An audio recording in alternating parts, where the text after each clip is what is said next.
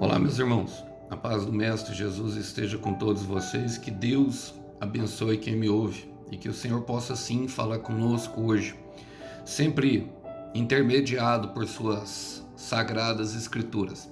E o texto para nossa breve conversa, nossa breve reflexão, encontra-se hoje na Epístola de Paulo. Quero ler com vocês o capítulo 5 de Romanos, a partir do verso 6. Diz assim: Quando estávamos completamente desamparados, Cristo veio na hora certa e morreu por nós, pecadores. É pouco provável que alguém morresse por um justo, embora talvez alguém pudesse a morrer por uma pessoa boa. Mas Deus nos prova seu grande amor ao enviar Cristo para morrer por nós quando ainda éramos pecadores. E uma vez que fomos declarados justos por seu sangue, certamente seremos salvos da ira de Deus por meio dele. Pois sei que, quando éramos inimigos de Deus, nosso relacionamento com ele foi restaurado pela morte de seu Filho. Agora que já estamos reconciliados, seremos salvos por sua vida. Agora, portanto, podemos nos alegrar em Deus, com quem fomos reconciliados por meio de nosso Senhor Jesus Cristo. Glória a Deus. Belíssima visão do apóstolo Paulo passando a igreja de Roma, que tinha muitos judeus, irmãos, e uma das características daquela igreja era que era uma igreja legalista. A igreja legalista, ela fala justamente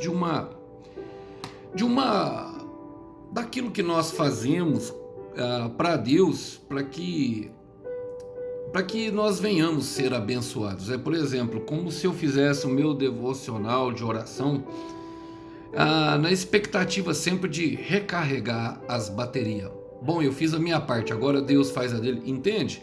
E não é dessa forma que funciona, irmãos. Aquela igreja sofria por isso, a questão da circuncisão, se falava muito nisso. E Paulo, a carta aos Romanos, irmãos, das cartas de Paulo, ela é tida como assim a maior aula de teologia, vamos falar. E ele mostra a questão do amor de Deus por nós. Eu separei esses versículos para fazer algumas aplicações a nós. Vamos lá?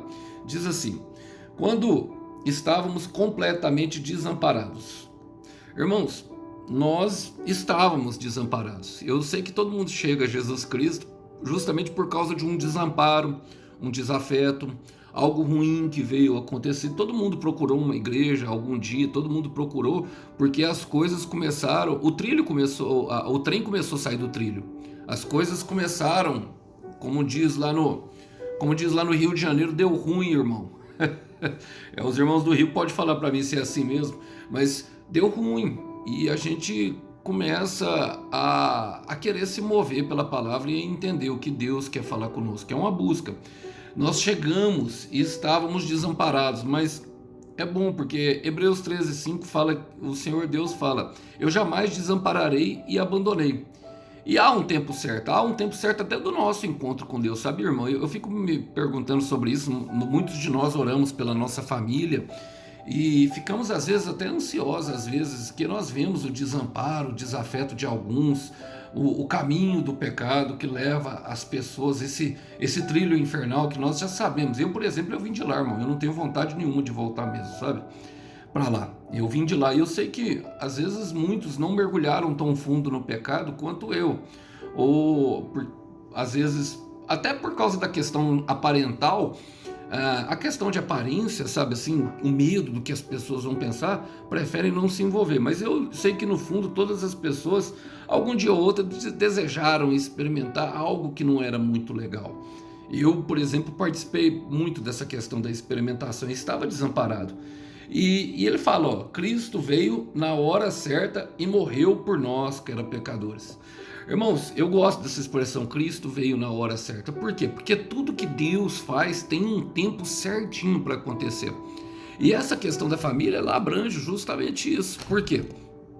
Muitas vezes nós pensamos que Deus não está olhando para a nossa família. Está assim, irmão, só não chegou o tempo da pessoa ser alcançada. Deus está, vamos falando, dando corda ali, ele está dando corda, está dando anzol para pescar o peixe, né? O peixe mais fundo tem que dar mais corda, irmão. Vai dando corda. Na hora certa ele fisga o peixe. É isso que acontece. Quero ler com vocês um versículo que tem em Abacuque, capítulo 2, versículo 3. Fala assim, ó: pois a visão aguarda o tempo designado.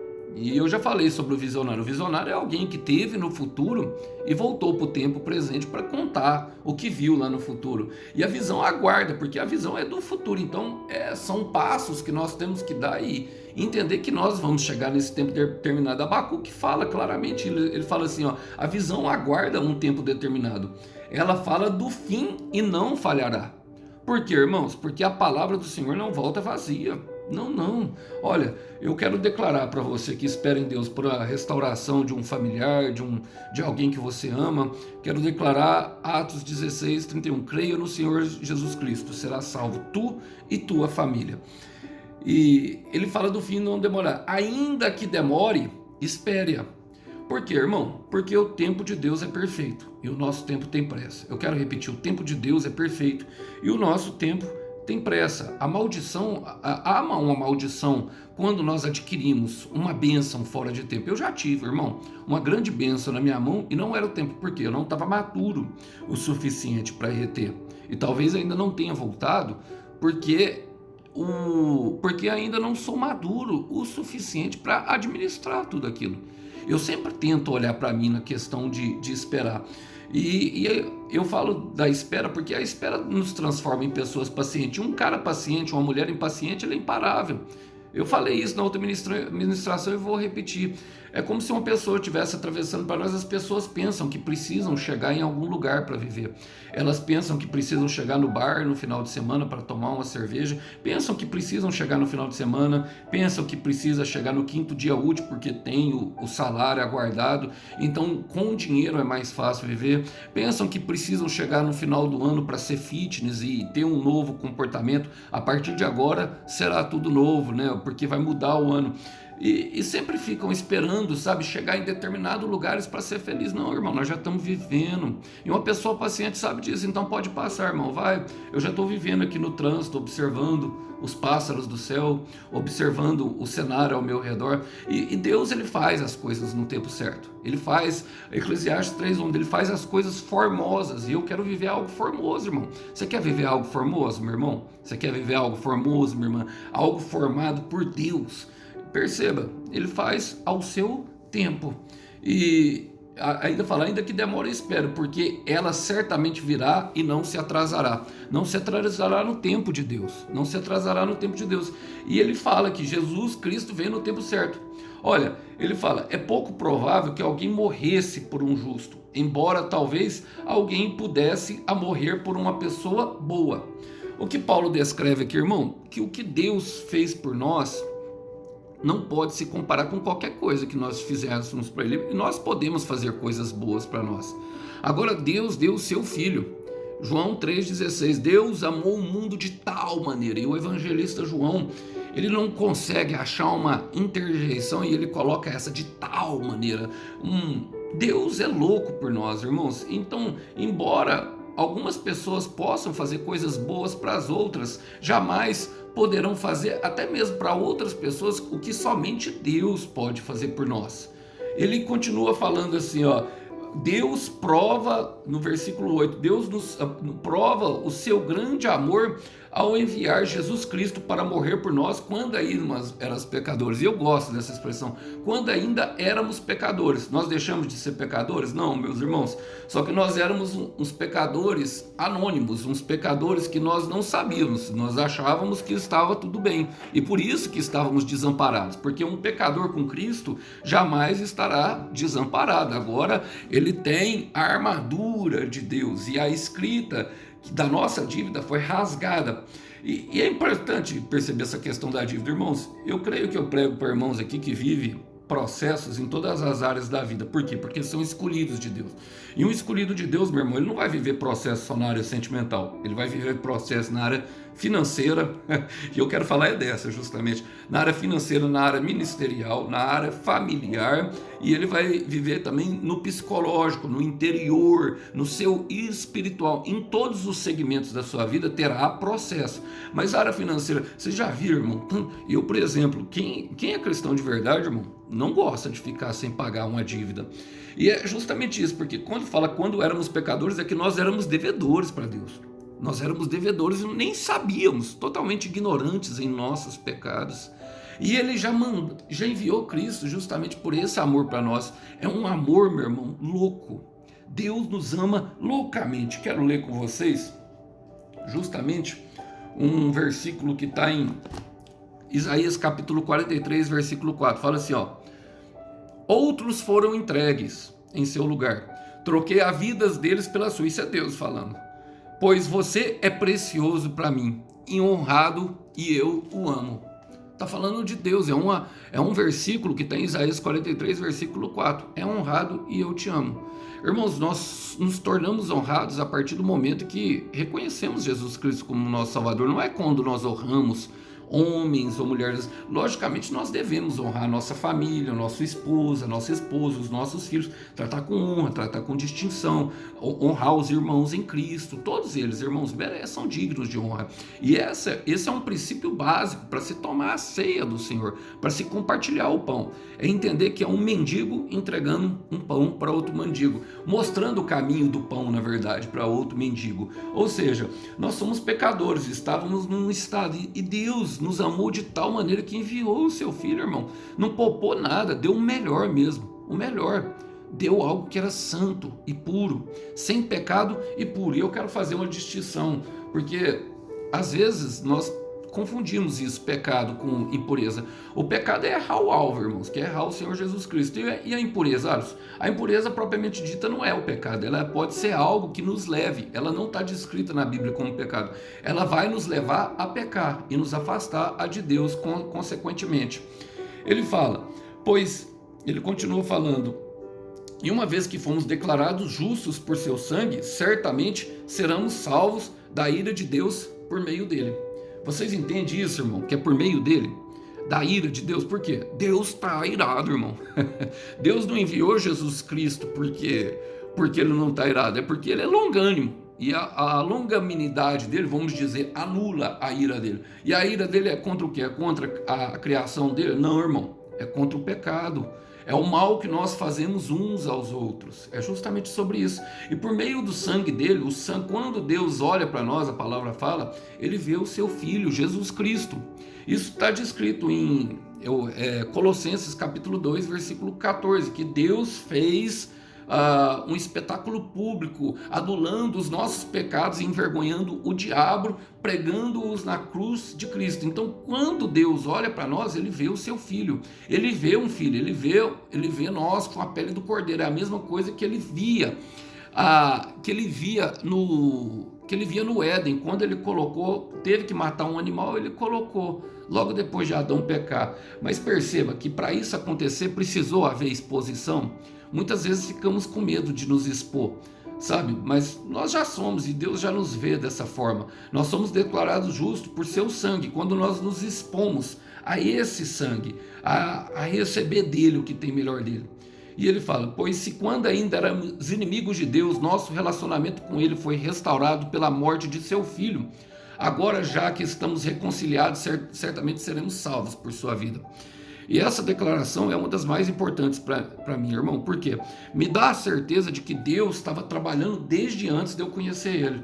Ele fala, pois se quando é um advérbio de tempo, ainda éramos inimigos de Deus, e nós éramos inimigos e nem sabíamos, irmãos, na nossa ignorância. Ele fala assim, nosso relacionamento com ele foi restaurado pela morte de seu filho.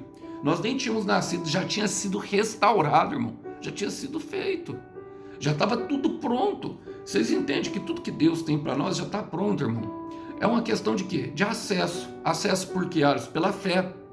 A palavra fala, irmãos, que sem fé é impossível agradar a Deus, justamente por causa disso. Porque Ele nos ama e deseja ter um relacionamento com cada um de nós, não um relacionamento religioso.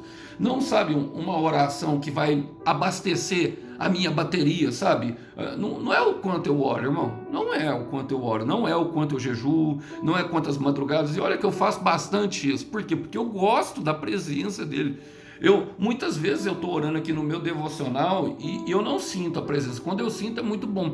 Às vezes que eu sinto mais as presenças, meus irmãos, eu vou falar claramente para vocês, é fora do devocional. Em um momento de aflição, que ele vem, a paz que excede todo entendimento guarda, a gente entrega para aquilo de bom grado, para ele, sabendo que ele cuida de nós. Eu tenho confiança que Deus cuida de mim. Irmão, eu quero repetir isso, eu tenho confiança que Deus cuida de mim, tenho confiança que ele tem cuidado de você. Já antes de você nascer, já tinha te reconciliado com ele.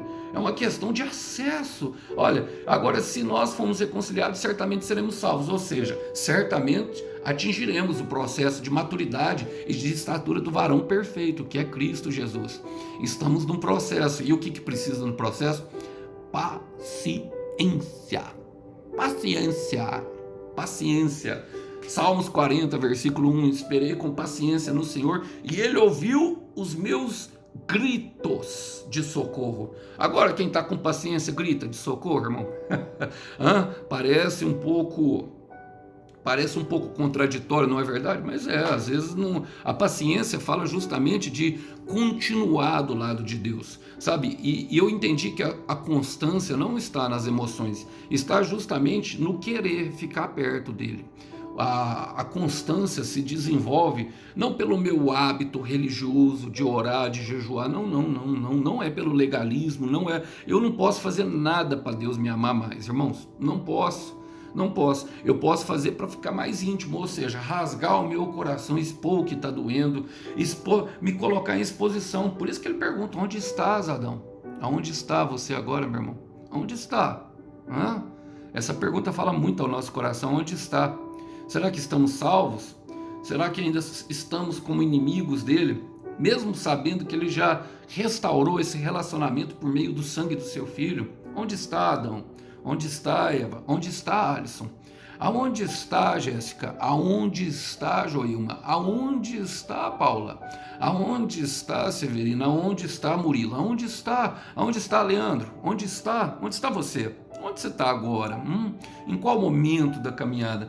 E ele fala, agora, portanto, podemos nos alegrar em Deus. Com essa notícia, irmão, que boa notícia, com quem fomos reconciliados por meio de nosso Senhor Jesus Cristo. É lindo isso, irmãos, é lindo mesmo. Nós já fomos, já somos. Logicamente, Paulo estava pregando para crentes, irmão, e está tudo nisso, crer. Tudo numa pequena palavra, a fé, que nos leva e nos faz acessar uma dimensão espiritual, a qual viveremos eternamente. Sabe, a qual tem um novo corpo para nós, que é o nosso problema, e o qual nos dá uma segurança de que estamos em uma caminhada que nunca vai parar, que é eterna. Então, se temos todo o tempo do mundo e Deus faz todas as coisas no tempo certo, eu quero te falar, meu irmão, se a sua bênção não chegou ainda, é porque não chegou o tempo, não chegou. E eu quero terminar com a oração de Jesus. Eu amo muito essa oração do Evangelho de João, capítulo 17. Irmãos, leiam essa oração, as palavras do Senhor, o que ele fala com Deus, a profundidade de tudo. Mas eu separei 3 versículos para terminar. A partir do verso 21, João 17, 21, ele fala, minha oração é que todos eles sejam um, como nós somos um. Como tu estás em mim, Pai, e eu estou em ti. Que eles sejam em nós, para que o mundo creia que me enviaste. Esse primeiro versículo fala de unidade e propósito e de entendimento daquilo que Deus tem para a nossa vida.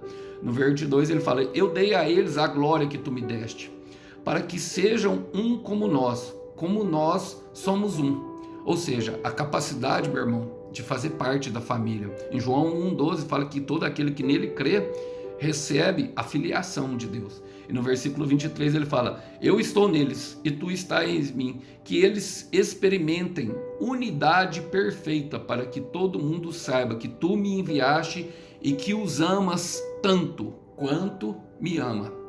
Para que saibas, irmão, que Deus o Pai nos ama tanto quanto Ele me ama. Ou seja, quanto que Deus me ama, irmão? O tanto que Ele amou Jesus Cristo. Deus não tem amor diferenciado. Eu sempre falo isso e vou falar agora no final. A não ser que seja eu o filho especial, irmão. A não ser que seja eu o filho queridinho do papai. Não, ele faz acepção de atitude, sim, justamente entre o crer e não crer. Mas Ele nos ama tanto quanto ama Jesus Cristo. E é justamente o estar nele para promover a unidade, irmão, uma unidade perfeita. Nós, o Pai e todas as pessoas que nós amamos pelo vínculo perfeito da paz, que excede todo entendimento, que vem do alto para nós. Eu gostaria de deixar essa mensagem para vocês, irmão, para a breve meditação no dia de hoje. A paz do Mestre Jesus esteja com vocês. Tchau, tchau.